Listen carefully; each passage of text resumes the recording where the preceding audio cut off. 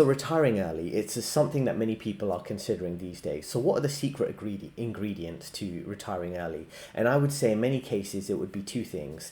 It would be firstly finding your purpose, because that will give you a sense of fulfillment without needing all the negative things like materialism, consumerism, social status, things like that. And also minimalism. Minimalism will save you a lot of wasted time and money, right?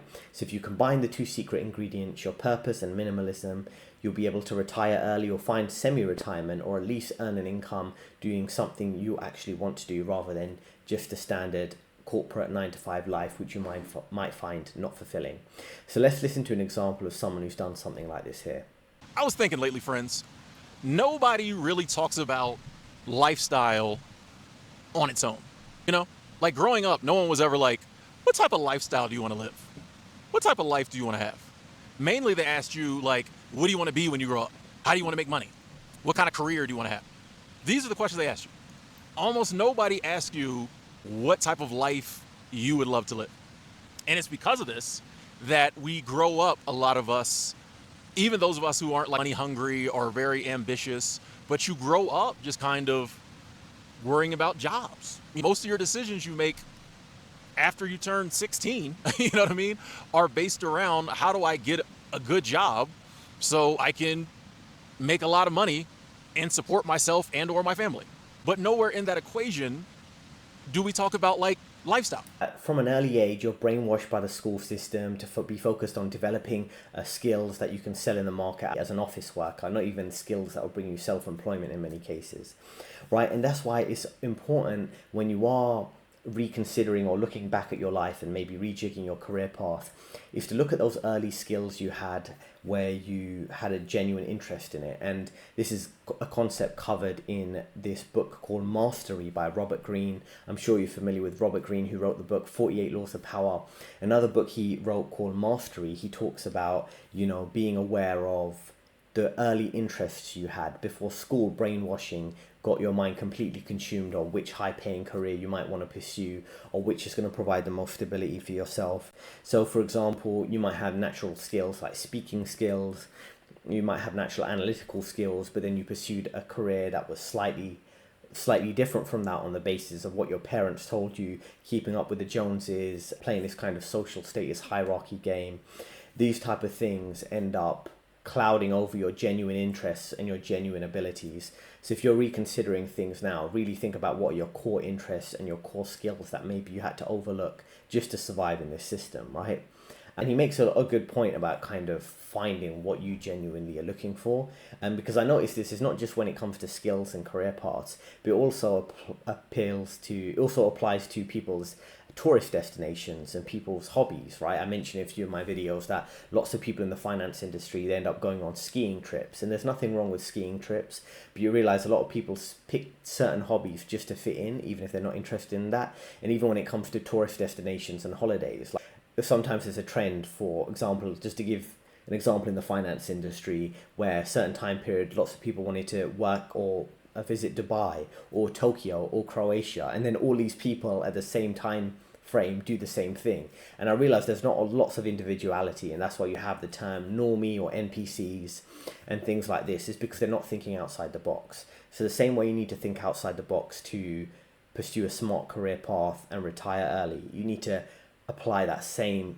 out-the-box thinking to every aspect of your life. Way around. I think we should figure out and spend all our time deciding what type of life we want to live, what type of lifestyle we want to have. That should be our main goal from elementary school, middle school, high school. What do I want to do when I grow up? And not like, what kind of job do I want to have? What do I want to do? What do I want my life to look like? Where do I want to live? What kind of hobbies and passions am I going to pursue? And then once we know that, all we have to do is FYL, and that's fund your lifestyle. That's all you got to do. The major work, the biggest piece of the pie, is figuring out the lifestyle. The small part should be, how do I fund it? This is what I want my life to look like. How much money do I need? Because we live in a world where, you know, you got to have some type of income, you got to have some type of money. How much money do I need to fund that lifestyle? And I honestly think for most of us, if we're real with ourselves and we really go after the lifestyle and the passions and the hobbies we really want, I don't think it takes that much money. It might take less money than like our lifestyle now takes. I definitely think it takes less money than what most people look up to as like the ideal life. I do realize it is getting more expensive to live, especially in countries like the United States. But a lot of people want tons of money and they want like this like super high class life just because that's what they've been told success is. So people think they need to be a millionaire. People, oh, I want tens of millions of dollars. I want to be a billionaire, all this type of stuff, because people have told them that's what they need. But I think a lot of those people would be a lot happier with a lot less flashy, showy, expensive lifestyle where they got to do what they love to do. I mean, even when you look at millionaires and billionaires, you do realize that like most of them have these little quirky hobbies they do that don't take that much money or doesn't need to take that much money. Think about it. When you get past the boats and the vacation houses and the flexing and the stunning and all that stuff, pretty much everybody, billionaires, all of us, whoever, we have just little bitty quirky hobbies and passions we like to do that you can do it on a smaller level. So he's making some good points here. I have a catchphrase that I use on my channel. When you pick a career, you pick a lifestyle, right? So if you want to investment banking job, for example, it's going to come with a lifestyle, which would be long work hours, demanding managers who might expect you to work on the weekends. Whereas if you pick a career like becoming a registered nurse, a nurse in a local hospital, you'll have to be working maybe, I think they have certain shift schedule for it's like 3 days on, 2 days off.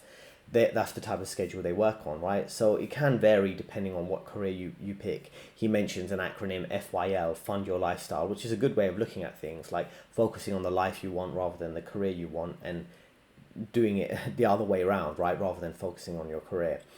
And also he mentions a good point around low cost lifestyles, because many people, for example, they might make money in the West and then they move somewhere cheaper, which could be Thailand or the Philippines, right? And what do they do there? Some people do some Muay Thai, they focus on maybe traditional spirituality, meditation, healthy nutrition. Lots of these basic life fulfilling qualities are taken from you because you're so busy trying to keep up with survival in many cases, right? With these high cost of living cities, or keeping up with the social status chasing, right? And what ends up happening is lots of people don't find the fulfillment they're looking for, and a lot of the basic joys of life get taken from them. So if you have a focus on retiring early, or at least working less and having less, like I say, minimalism is a key to that, right? So your purpose, which will give you a lot of fulfillment, and then minimalism, being detached from materialism, does give you the ability to have more freedom. So there's a bit of a compromise or sacrifice there, but that can work out for you. And that's why another key to that is less debt, right? Avoiding the big purchases, especially now in an economy like this. Everyone's individual circumstances are different, so I don't want to talk you out of your personal financial decisions. This isn't financial advice, but say, for example, I would say maybe now isn't the best time to make a big purchase like buying a house, even if the prices drop, right? Because you might have a lack of job security at your current industry right now, right? There might be a drop in house prices, and then you buy a house that you were looking to buy for a long time period, and then you deal with a layoff at your job, and then all of a sudden you're in long-term unemployment and you have a massive debt to pay off in terms of your mortgage because you bought a big house. So these are the type of things to be careful of. Also get that a lot of the reasons we're in the situations we are in, which might have been more economically reasonable 5 years ago, is because, once again, like I said, we started out at 17, 18, when we started working, going after something different, right? Going after a lifestyle that other people sold to us. And I do think it is possible to get back on track. Like, I think you can start at any time and be like, okay, even if I'm struggling right now because of things I've done, the economy, whatever, from this moment on, I'm going to figure out how I really want to live my life, the things I really need in my life, the people I really need in my life, how I want my life to look. And I'm going to start working on funding that, figuring out how much money it takes and funding that. But I also think that for the kids out there, the young people out there, hopefully they get this message and realize you don't have to get into like major student loan debt, or, finance a fancy automobile, or do all this other stuff people do just to try to look successful or try to look like you're making it in life, if that's not the life you want. And here's another thing too, like, I feel like when you're funding your lifestyle, if that's the goal, you will find things, I would imagine most of the time, you will find ways to make money that are kind of directly to or indirectly tied to what you want to do anyway. For example, once I finally figured out I wanted to travel, I don't think it's any surprise that when I work, I usually work in travel destinations. When I work, I'm usually working, in a national park, close to a national park, ski resort, Alaska, you know what I mean? And I think that's just what like naturally happens If you want to like ski all day long and like be a beach bum, you're probably going to end up finding a job or a way to fund your lifestyle that, if you want to surf, excuse me, if you want to surf all day and be a beach bum, you're probably going to find a job on the beach, maybe be a surf instructor. If you want to be a ski bum, you'll probably end up working at a ski resort. See how? So you've got some good examples there, right, which really can be relevant to you. So let's talk through it in a bit of detail, right? Firstly, a lot of people are fooled by the baby boomer suburb life. And what I mean by that, lots of people think that their desire is to buy a big house in the suburbs. And I'm not saying that's necessarily a bad thing, but is that a genuine desire you have? I know people who are in their late 30s, early 40s, they've been saving their money the whole time, not really living their life, just to buy one of those big houses in the suburbs. And what are they thinking, that when they buy that house that they'll be happy? Because they don't seem too happy right now, really scrimping and saving for that. Could some people be happier living in a smaller apartment rather than a bigger house? And this type of reset is always possible in terms of rethinking your life. You know, there's many people, particularly now, who might be facing a divorce or a very tumultuous kind of divorce situation, child support payments, alimony payments in their 30s when they get divorced. I've seen many cases like that, and they manage to overcome that, rethink their life, rethink their lifestyle, right? There's so many examples of this. One or two examples would be Coach Greg Adams, who went through quite an expensive divorce based on what he said. He's another YouTuber, and then he organized his life. He did some work around real estate sales. He relocated from the West Coast in America to Las Vegas, where he reduced his tax burden, continued his personal training, so he was self-employed. He did some lifestyle coaching for men through online coaching services, and built his brand while living in a low cost of living location like Las Vegas, and living in what looks like quite a comfortable house.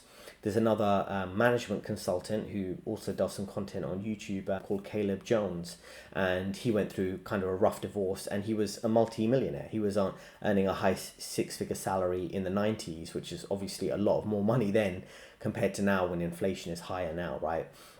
And in this case of Caleb Jones, just as an example, he was living in a massive house in Washington, in the state area.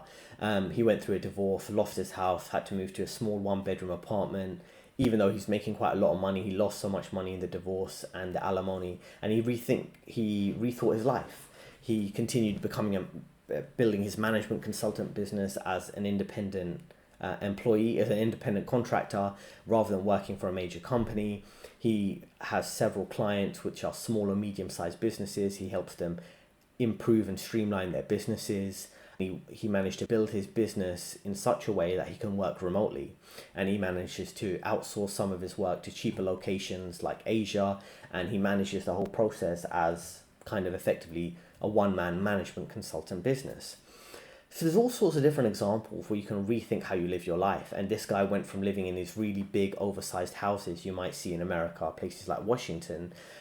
He managed to rent that out, and he lives low cost of living with his new wife in like 1 to 2 bedroom apartments in places like Dubai, some parts of Latin America, right? And the reason why I bring up that example is that he completely rethought his life. He went from a massive house to kind of downsizing, not because he was poor. He ended up making quite a lot of more money through his savings, investments, building up his business, and he's still a multimillionaire to this day. But the point is, he didn't become so rigidly focused on, I went through a divorce and I was living in this big mansion. Now I've got to move to another big mansion. I've got to stay buying expensive cars or going to expensive places that he didn't really have a motive to do. He lives quite comfortably. Like, for example, one of his locations is Dubai. He lives in Dubai for several months throughout the year.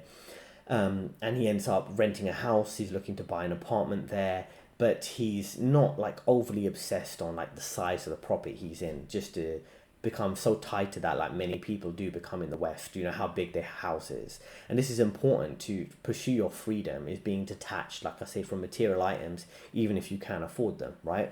In his case, on the screen right now, Timothy Ward, he's, making money from his purpose and his passion. He likes to work in travel destinations. He works as a park ranger, and his free time, he likes to go on hiking around these parks. Gets free accommodation as a park ranger and lodging, so he can essentially live for relatively low cost because he doesn't have to pay high rent prices.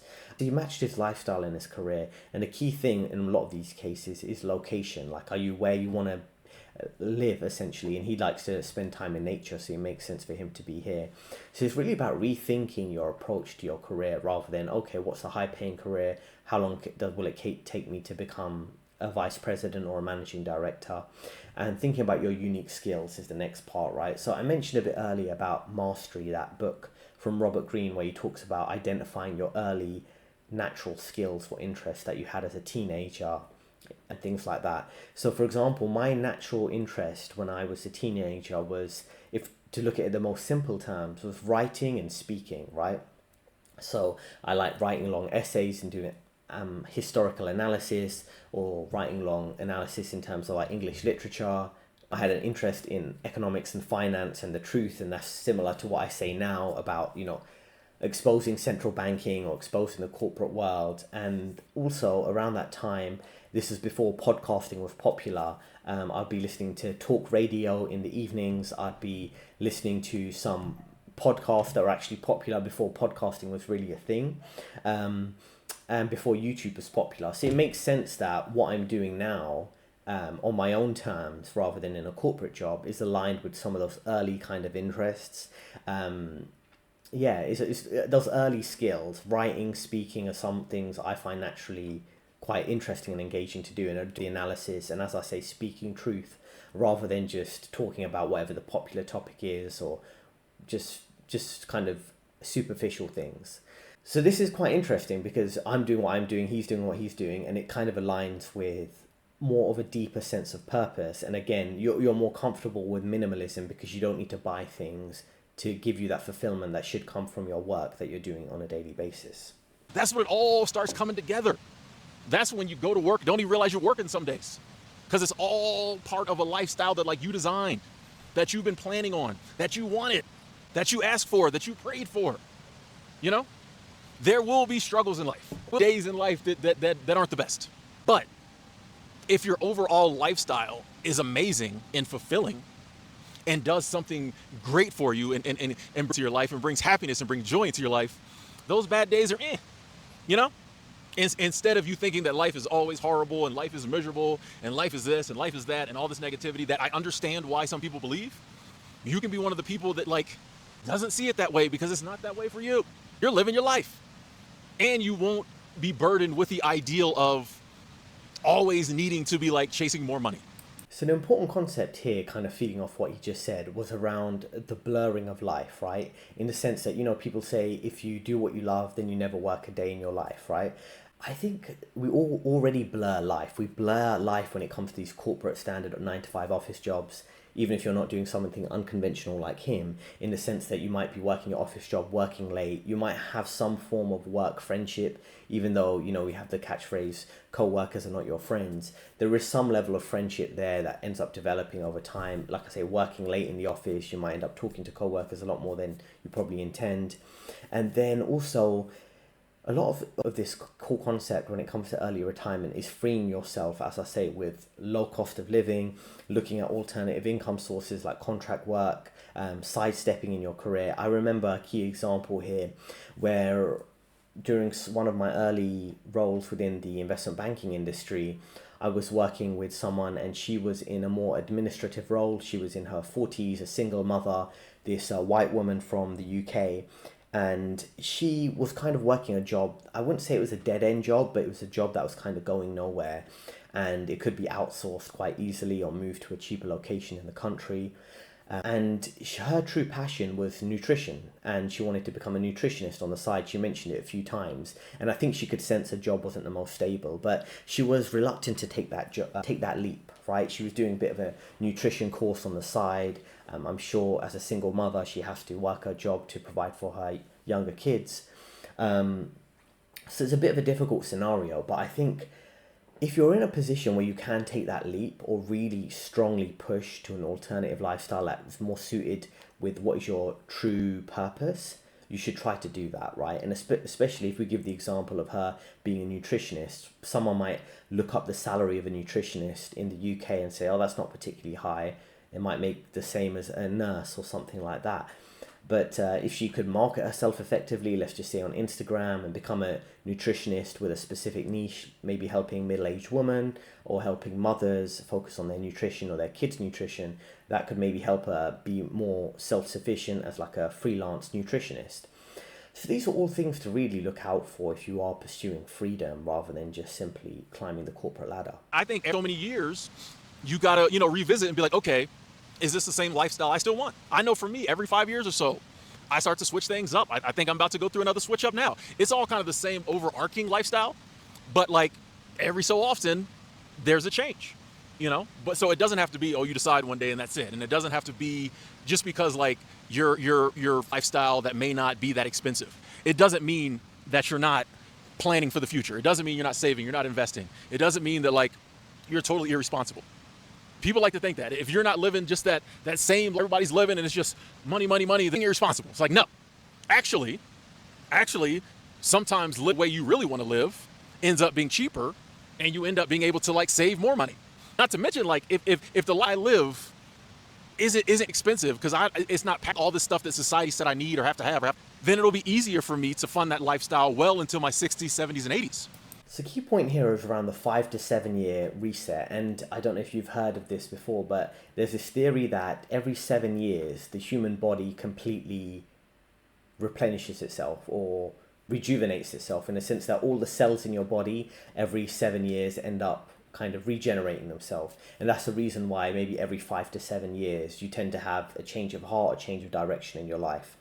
Maybe it sounds like pseudoscience, but it's worthwhile considering. When you look back on your life, and self-reflection is important if you are pursuing major life change, is what were the pivotal points in your life that changed your direction and your perspective? And it could be, every 5 to 7 years, or it could be maybe specific events that happened, right? And this is very important to reflect upon, right? I've always make time throughout the week or throughout the year to actually reflect on how my progress is going and if I'm heading in the direction I want. Because most of your day, if you think about the brainwashing people go through, is consumed with absorbing information that you don't actually want to absorb. You go to work and you have tons of adverts that you see on your way to work telling you to buy things you don't actually want. You see other people maybe judging you based on your social status, the way you dress, the way you talk, your lifestyle goals, the size of your house, for example, what car you have. You have family members and friends who might be judging you on, as I say, similar things, your job title, your car, your lifestyle plans, how many kids you plan to have, whether you're going to get married or not. Sly little passive aggressive cheap shot comments from your co-workers. All these things are kind of polluting your mind, polluting your perspective, and distracting you from your purpose and going after goals you actually want, right? You might want a different approach to the car you want to buy, the house you want to buy, the lifestyle you want to live. And all of these things become completely drowned. Your genuine thoughts become completely drowned by what other people are pushing on you and what society's pushing on you, which is more often than not social programming, a complete trap of something you don't want. So really kind of take that moment to think carefully what type of lifestyle you're actually looking for and contrasting that with what's being pushed upon you. So that's the important point. Reflect, realize what you actually want, think about your purpose, think about minimalism, and pursue early retirement if that's what you actually want. I offer career advice. There's a link in the description if you want to speak with me directly. Let me know in the comments section if you're pursuing early retirement, if that's one of your goals, and your rough time frame or how you're setting yourself up for that. There are 2 recommended videos on your screen right now, and I'll see you next time.